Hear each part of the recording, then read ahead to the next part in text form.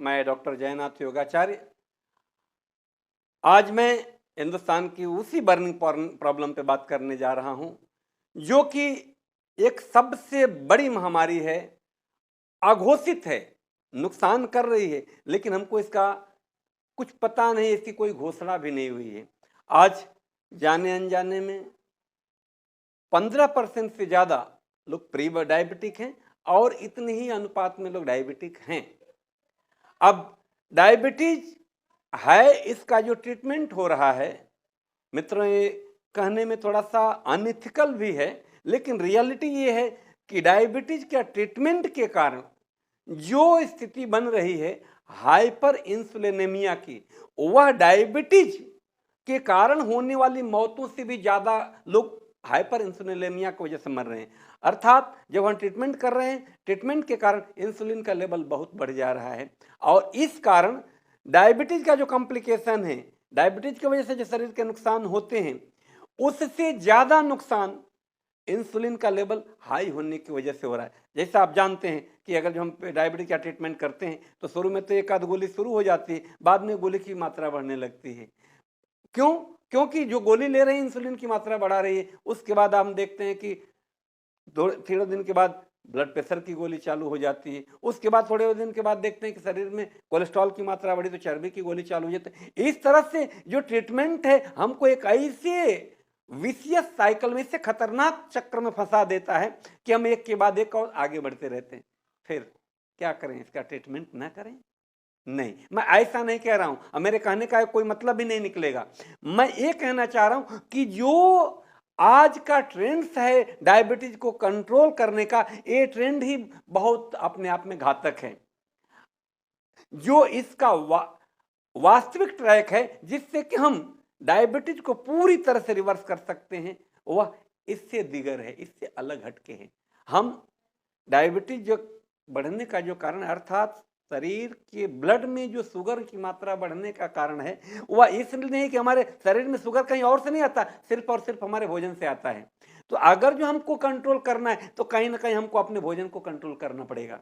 अब भोजन में क्या कहा कि भाई खाना, तो डॉक्टर ने बोला, मैंने चावल बंद कर दिया, रोटी लेना शुरू कर दिया, मैं तो अब बहुत कम खा रहा हूं, रोटी भी 2 से 3 खा रहा हूं। अरे मित्रों, यह भी एक धोखा है कि डायबिटीज में रोटी हो या चावल, दोनों से 1 ग्राम से हमको 4.5 कैलोरी कार्बोहाइड्रेट ही मिलता है।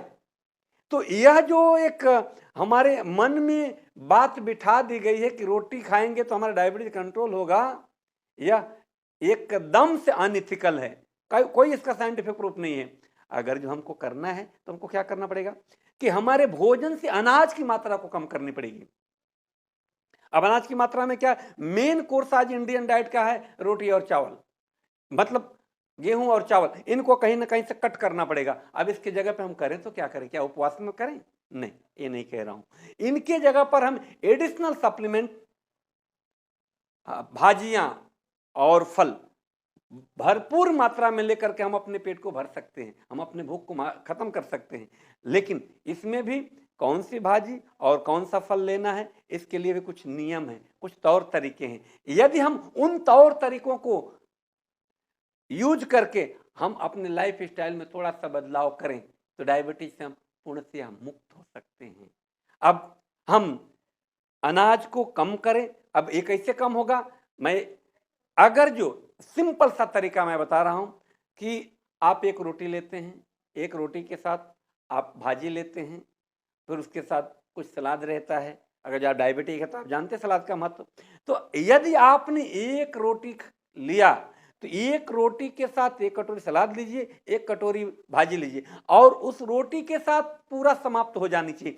यदि दूसरी रोटी लेनी है तो हमको दूसरी कटोरी सलाद और दूसरी कटोरी दाल और दूसरी कटोरी सब्जी लेने की हैबिट डालनी पड़ेगी। अर्थात एक रोटी के साथ 1 कटोरी साग सब्जी, 1 कटोरी सलाद और 1 कटोरी दाल। अगर जो ये ट्रेंड हम अपने भोजन में ला देते हैं तो डेफिनेटली हम कार्बोहाइड्रेट का इंटेक कम कर देते हैं।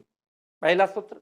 दूसरा सूत्र ये कि हम इंटरमिटेंट फास्टिंग, आप सबको बताऊं, एक बड़ी महत्वपूर्ण बात है, आप जानते भी होंगे कि 2016 में एक नोबेल प्राइज जो मिला था ऑटोफैगी के साइंटिस्ट, जिन्होंने हम उपवास करके कैसे अपने शरीर के अंदर होने वाले उत्पन्न होने वाले बीमारियों को समाप्त कर सकते हैं, उस पर उन्होंने बहुत बड़ा शोध और रिसर्च किया, जिसके लिए उनको नोबेल प्राइज मिला। यदि हम ऑटोफैगी का अगर जो उपयोग करते हैं तो हम डायबिटीज तो छोड़िए मित्रों, ब्लड शुगर, ब्लड प्रेशर, यद्यपि कैंसर जैसी घातक बीमारियों को भी हम समाप्त कर सकते हैं। इसके लिए मेरे पास मेरे मित्र खुद, जिनको एक यूरिनरी ट्रैक कैंसर था, उनकी एक किडनी भी निकाल दी गई थी, लेकिन जब से उन्होंने ऑटोफैगी का सहारा लिया है, आज 8 साल हो गया,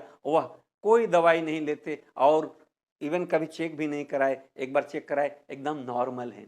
क्यों? उन्होंने क्या किया? 16 घंटे लगातार फास्ट करते हैं और अगला 8 घंटा है, उसी में जो कुछ खाना होता है खा लेते हैं, उसमें भी अनाज की मात्रा एकदम कम कर देते हैं। तो हम डायबिटीज ही नहीं, अनेक बीमारियों को सिर्फ और सिर्फ हम अपने डाइटरी चेंजेस के कारण हम बीमारियों से मुक्त हो सकते हैं। तो मित्रों, आगे डाइट में हमको क्या लेना है, कैसे लेना है, ये चीज को हम अपने आगे आने वाली वीडियो में आप सबके सामने लेकर हाजिर होंगे। तब तक के लिए आप सबसे विदा लेता हूं।